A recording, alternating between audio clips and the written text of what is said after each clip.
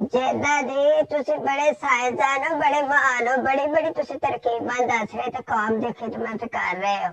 ਤੁਸੀਂ ਉਹ ਬੜਾ ਚੰਗਾ ਦੱਸਿਆ ਕਿ ਪਾਣੀ ਨੂੰ ਖਾਣਾ ਚਾਹੀਦਾ ਚੰਗੀ ਤਰ੍ਹਾਂ ਔਰ ਰੋਟੀ ਨੂੰ ਪੀਣਾ ਚਾਹੀਦਾ।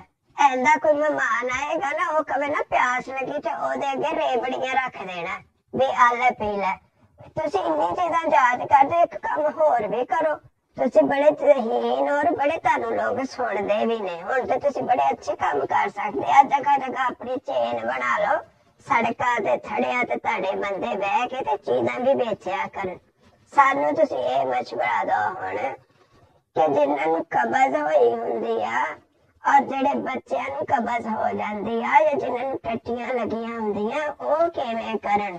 ਉਹ ਤੇ ਤੁਸੀਂ ਕਹਿੰਦੇ ਮੂੰਹ 'ਚ ਗਰਿੱਲ ਫਿੱਟ ਕਰ ਲਓ। ਵੈਸੇ ਗਰਿੱਲ ਤੇ ਬਾਰ ਵੀ ਕਿਉਂ ਕਰੀਦਾ, ਮੈਨੂੰ ਸਮਝ ਨਹੀਂ ਆਈ ਵੀ ਇਹ ਗਰਿੱਲ ਕਿਸ ਤਰ੍ਹਾਂ ਫਿੱਟ ਕਰ ਲਓ ਮੂੰਹ ਦੇ ਵਿੱਚ, ਜਾਂ ਤੇ ਕਹਿੰਦੇ ਨਾ ਚੱਕੀ ਫਿੱਟ ਕਰ ਲਓ। ਹੁਣ ਦੱਸੋ, ਜਿੰਨਾ ਬਾਬਿਆਂ ਨੂੰ ਤੇ ਵੱਡਿਆਂ ਨੂੰ ਕਬਜ਼ ਹੋ ਜਾਂਦੀ ਆ ਜਿਹੜੇ ਨਾਨ ਖਾ ਕੇ ਦੁਆ ਮੰਗਦੇ ਵੀ ਰੱਬਾ ਜਾਨ ਕੱਢ ਲੈ ਜਾਂ ਨਾਨ ਕੱਢ ਲੈ, ਉਹਨਾਂ ਲਈ ਤੁਹਾਡਾ ਕੀ ਮਸ਼ਵਰਾ? ਇਹਦੇ ਬਾਰੇ ਵੀ ਰੋਸ਼ਨੀ ਪਾ ਵੀ ਕਿਵੇਂ ਬਹਿ ਕੇ ਕਰਨੀ ਤੇ ਕਿਹੜੇ ਕਿਹੜੇ ਦੇ ਤਰੀਕੇ ਨੇ। ਉਹਦੇ ਤੇ ਤੁਸੀਂ $15,000 ਲਾਏ ਨੇ, ਇਹਦੇ ਬਾਰੇ ਵੀ ਕੁਛ ਦੱਸ ਦੇ। ਮਰ ਜਾਣਿਆ ਕਮੀਨਿਆ।